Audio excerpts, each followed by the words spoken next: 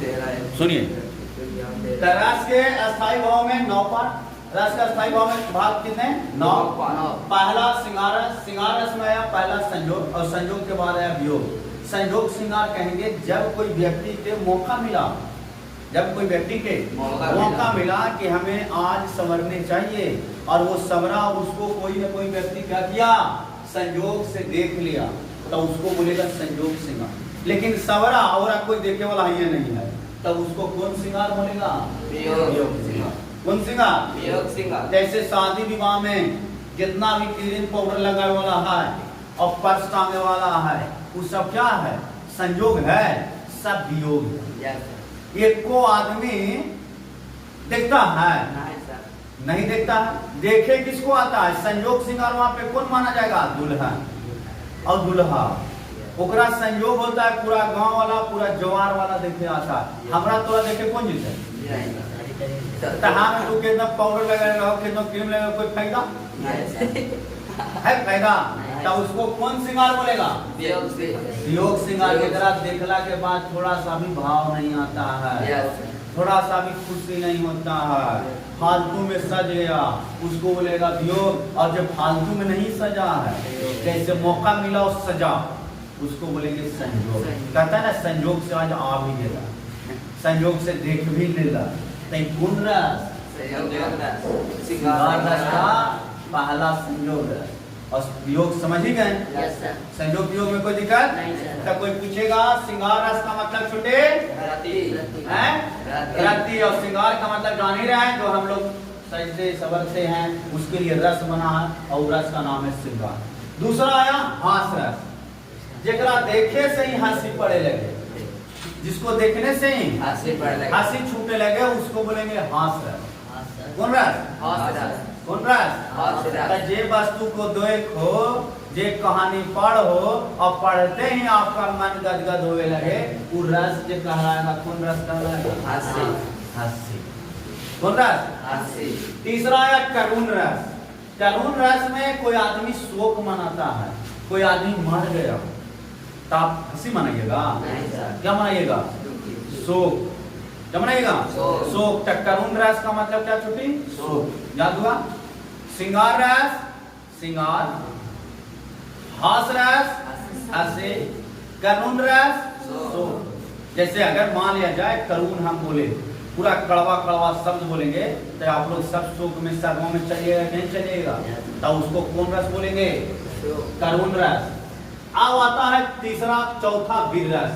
वीर का मतलब होता है उत्साह, वीर का मतलब उत्साह। जैसे भारत माता की जय, तो ये वीर रस है। जितना हम बोलेंगे उतना जबरदस्त आप बोलिएगा। भगत सिंह की जय, जितना हम बोलेंगे उससे कई गुना आप तेजी से बोलिएगा, तो उसको बोलता है वीर रस। सुन रहा है। अब गाड़ी आप धक्का दे रहे हैं, गाड़ी खराब हो गया और गाड़ी को धक्का दीजिएगा और में आप हास रस लगाइएगा, तो कई गाड़ी चलेगा। और में कौन रस लगाना पड़ेगा, वीर रस। एकदम कस के वीर, वैसा बोली बोलना है जिससे 4 गुना ताकत आ जाए, उत्साह बढ़ जाए, उसको बोलते हैं वीर रस। बोल रहा जैसे दौड़ रहा है, लास्ट चक्कर बचल है, तो कहता ना बस बेटा हो गया, बहुत जल्दी तू मार देगा, थोड़ा सा दम लगा दो, तब उसके अंदर जो रस जागृत होगा ना, वो कौन रस होगा, वीर रस। और वो व्यक्ति उस रस को, भाव को सोच के समझ के थोड़ा सा रनिंग बढ़ा देगा, तब उसको कौन रस बोला, वीर रस। वीर का मतलब उत्साह, वीर का मतलब समझ गए। जैसे आपके माता पिता आपके लिए कौन रस निकालते हैं, हंसी रस, श्रृंगार रस। मम्मी पापा के सवरे से तुमको क्या फायदा, वो निकालते हैं करुण रस, वो निकालते हैं वीर रस।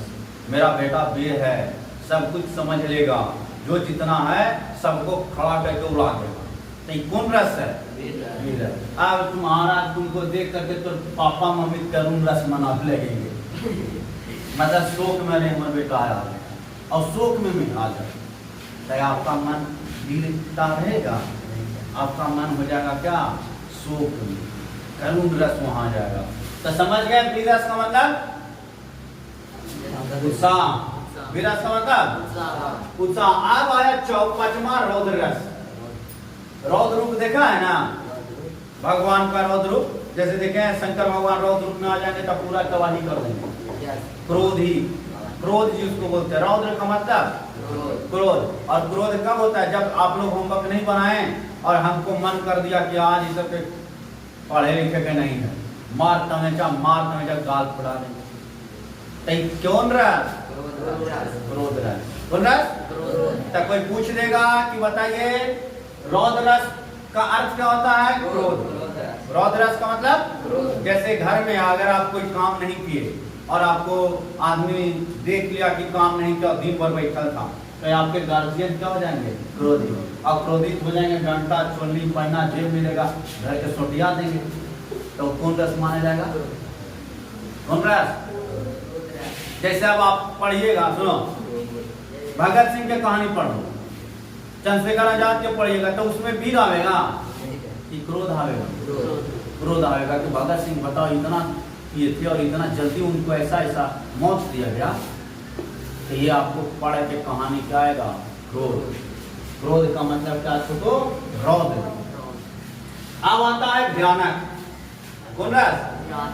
भयानक रस। भयानक रस का मतलब होता है भय। भयानक रस का मतलब भय। बताइए, जो वस्तु देखने से, जो वस्तु पढ़ने से हमें डर आता है, भय आता है, उसको बोलते हैं भयानक रस। कौन रस? याद हो गया भयानक? जिस भयानक रस का अर्थ क्या होता है? डर, भय। जैसे आपको रात में चलते हैं, कोई बस उजरा पहन के रोड के किनारे बैठा रहे, आप थरथर के मर जाइएगा। क्या आपके अंदर आ जाएगा? डर, भय। और कौन रस दिया आपको? जैसे आप अभी इतनी बन है और आपको हम कपड़ा पहना दे दम ऐसा मोटा ताजा कर दे, तो आदमी डरेगा नहीं, तो भयानक दिख रहा है, तो उसको बोलते हैं भयानक रस। भयानक का मतलब भय, डर। भयानक रस का मतलब भय और डर। एक बाद आता है विभत्स रस। विभत्स का मतलब होता है घृणा। विभत्स रस का मतलब होता है घृणा। जैसे कोई वस्तु को देख करके हमको घृणा आता है, पता है ना कि हम तुमको शक्ल देखना नहीं जानते हैं, तो इसको कौन रस बोला जाएगा? विभत्स रस। कौन रस? कौन रस? विभत्स। कौन रस बोला जाएगा जी? विभत्स रस। ओकर बाद है अद्भुत। कौन रस बाबू? अद्भुत रस। अद्भुत रस का मतलब होता है आश्चर्य। अद्भुत रस का मतलब छोटे आश्चर्य। अद्भुत का मतलब आश्चर्य। जैसे जो चीज होने का नहीं था और वो हो गया, उसको बोलते हैं आश्चर्य। जैसे आपके घर में कोई मेहमान का आने का न्योता कुछ नहीं था और अचानक टपक जाए, तो वो क्या माना जाएगा? आश्चर्य। क्या माना जाएगा? आश्चर्य। अद्भुत रस किससे संबंधित है? आश्चर्य से। और शांत रस। नौवा कौन रस है? शांत रस। और शांत का मतलब होता है शांत, निर्वेद। निर्वेद किसको बोला गया?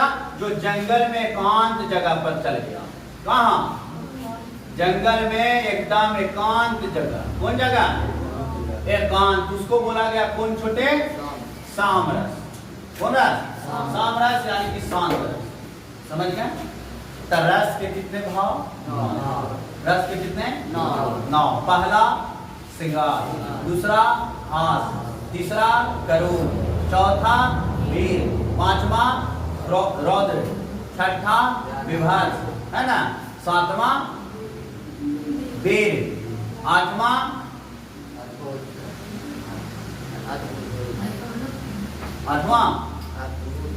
अद्भुत और नौवां शांत। रस के कितने भाव? 9। 9 में कोई दिक्कत? श्रृंगार रस श्रृंगार से संबंधित, हास रस हंसी से, करुण रस क्रोध शोक से शोक, वीर रस उत्साह से, वीर रस उत्साह से, है ना, और रौद्र रस क्रोध से, विभत्स रस किससे? विभत्स घृणा से, और शांत रस एकदम शांति से, एकांत जगह। तरस के कितने भाव? पाठ था 9। भरत मुनि के अनुसार कितना था? 8। अब सुनो 10वां रस। 10वां रस है वात्सल्य रस। कौन रस? कोई पूछेगा कि बताइए 10वां रस कौन है? वात्सल्य रस। और वात्सल्य रस का कैसा भाव है? अस्थायी भाव है, समझ लीजिए इसका खोज किया था सूरदास। कोई पूछेगा 10वां रस बात्सल्य रस, और बात्सल्य रस का खोज कौन किया था? सूरदास। याद हो गया? अभी तक आपने कितना रस पढ़ा? 10। कितना? 10वां रस के खोज कौन करने वाला था? कौन? सूरदास। 8 रस का खोज करने वाला कौन था? भरत मुनि। कौन मुनि? कौन मुनि? भरत मुनि। अब इसके बाद आ गई 11वां रस। कौन रस? 11वां रस को बोला भक्ति रस। कौन रस? भक्ति रस। 11वां रस भक्ति। भक्ति में क्या हो गया? यानी भागवत विषय का रति जो है, इसका परिभाषा देने वाला था रूप गोस्वामी। कोई जगह भक्ति रस की परिभाषा देने वाला रूप गोस्वामी। कौन था ये? रूप गोस्वामी। अब आता है विभाव। क्या आता है बाबू? विभाव। विभाव जो भाव सहारा पाकर जगता है उसको लोग विभाव बोलते हैं। याद हो गया? जो भाव सहारा से चलता है, सहारा देने पर चलता है, उसको बोलेंगे क्या छोटे? विभाव। क्या बोलेंगे? याद हुआ? वस्तु को स्थिति देखकर उत्पन्न होता है उसको बोलते हैं विभाव। कोई जगह विभाव कब उत्पन्न होगा? वस्तु की स्थिति देख के उसको क्या बोलेंगे? विभाव। जैसे आप रोड के किनारे गिरे हैं, हमको लगा कि नहीं उठाना चाहिए, तो हम तुमको देख के ना उठाएंगे, यदि गिरल है इसको उठाना चाहिए, तभी मेरा कौन सा कहलाएगा? विभाव। वस्तु को देखने के बाद पता चलता है कि इसे मदद करना है या नहीं करना है, या करने की आवश्यकता पड़ती है, तो उसको बोला जाता है विभाव। थोड़ा विभाव के 2 प्रकार था। विभाव के कितने? 2। पहला आलंबन विभाव और दूसरा है आपका उद्दीपन। पहला आलंबन, दूसरा उद्दीपन। आलंबन में हो गया आश्रय आलंबन और दूसरा हो गया विषय आलंबन। आश्रय आलंबन और विषय। याद हो गया? पहला आलंबन विभाव, दूसरा उद्दीपन। आलंबन विभाव के 2 पार्ट, आश्रय और विषय। क्या छोटू? आश्रय और विषय। आश्रय सुनो क्या होता है? जिसके मन में उत्पन्न होता है ना, उसको हम लोग आश्रय बोलते हैं। जिसके मन में उत्पन्न होता है उसको क्या बोलते हैं? आश्रय। और जिसे देख कर उत्पन्न होता है उसको हम लोग क्या बोलते हैं? विषय। याद हो गया? आश्रय क्या होता है? मन में उत्पन्न हुआ आश्रय, और जिसको देख कर उत्पन्न हुआ विषय। मन में उत्पन्न हुआ आश्रय, देख कर उत्पन्न हुआ कोई दिक्कत भूला जाएगा? बताइए जी आप पीछे। आश्रय किससे बोलेंगे?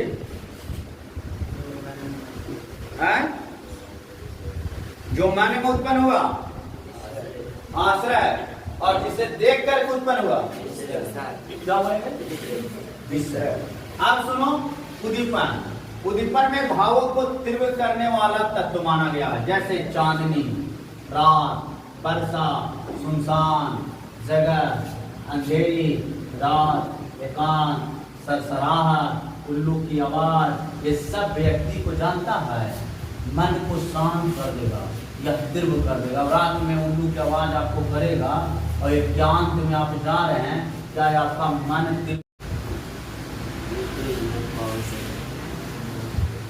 सुनिए, अनुभव कहता है जानबूझकर किया जाता है उसको हम लोग बोलते हैं अनुभव। कोई पूछेगा जानबूझकर किया गया क्या होता है? अनुभव। वे भाव जो शरीर के अनुभव द्वारा प्राप्त होता है, शरीर के अनुभव द्वारा प्राप्त होता है, जो जानबूझकर करते हैं उसको आप रोक नहीं सकते हैं, उसको हम लोग बोलते हैं अनुभव। क्या बोलते हैं? जैसे छींकना, कोई रोक सकता है? कितना ताकत आप छींका रहा है, रोक दीजिएगा? सांस नहीं रोक दीजिएगा? आँख फड़फड़ाना रोक दीजिएगा? तो ये सब क्या है छोटी? अनुभव। अनुभव तक कोई पूछेगा अनुभव में क्या है? नाक सिकुड़ना, मुंह खिलाना, आंख मारना, सिट्ठी बजाना, कोई इशारा करना, ये सब शारीरिक चेष्टाएं हैं। जो अनुभव शरीर के द्वारा होता है उसको आप रोक नहीं सकते हैं, उसको बोला गया है अनुभव। अनुभव। अनुभव के कितने पार्ट था? 4। अनुभव के 4। पहला सात्विक। सात्विक क्या होता है? स्वतः होने वाली हरकतें, शरीर में वैसा हरकत जो अपने आप हो जाता है उसको क्या बोलेंगे? सात्विक।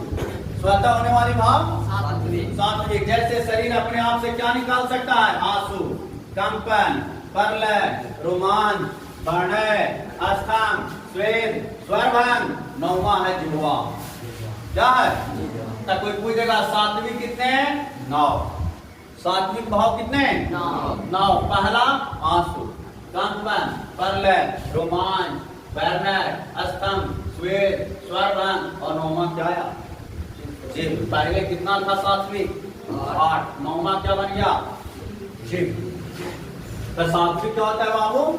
जो अपने आप होता है, अपने आप उत्पन्न हो जाता है, उसको आप करने की आवश्यकता। अब होता है काई। काई का मतलब होता है जानबूझकर किया गया। काई का मतलब जानबूझकर, जैसे भय से भागाइएगा कोई चीज तो जानबूझकर भगाएगा। जैसे कुत्ता झाँव झाँव कर रहा है, मतलब डर से आपको भगाएगा तो जानबूझकर किया गया। शोक से सिर पिटना, जैसे कोई आदमी दिखता है ना बहुत कपड़ा पिटेगा, चुड़िया फोड़ेगा, तो क्या है?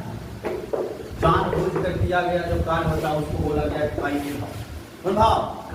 कायिक। वाचिक, वाचिक वाणी के द्वारा किया जाने वाली हरकत। वाणी जैसे हम मुंह के द्वारा क्या क्या कर सकते हैं? विसी मार सकते हैं, पिटकारी मार सकते हैं, चुटकुला बोल सकते हैं, तो ये सब कौन हुआ? कायिक। सॉरी वाचिक। क्या जी?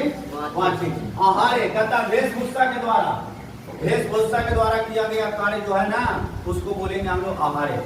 क्या बोलेंगे? आहार्य। जैसे वेशभूषा के द्वारा क्या क्या होता है? साधु बन गया, कमंडल ले लिया, पैसा दे दो रे बाबा के नाम, तो ये कौन है? आहार्य। नाटक करिएगा, साड़ी पहन लीजिएगा, ब्लाउज पहन लीजिएगा, ठीक क्या हो जाएगा? आहार्य। हो जाएगा आहार्य। तब वेशभूषा के द्वारा की जाने वाली हरकत क्या होता है? जैसे पहले देखते थे ना कर्मा में, तीज में लड़कन वेशभूषा बदल लेता था, और वेशभूषा बदल बदल के क्या करता था? यानी कि हरकत करता था। उस हरकत को क्या नाम बोला जी? रस में आहार्य रस। कोई दिक्कत नहीं सर? आहार्य समझ में आ गया? ये वेशभूषा बदल के हरकत करता है उसको क्या बोलेंगे? आहार्य। बोल रहा है। अब आता है संचारी भाव। संचारी भाव कितना है? 33।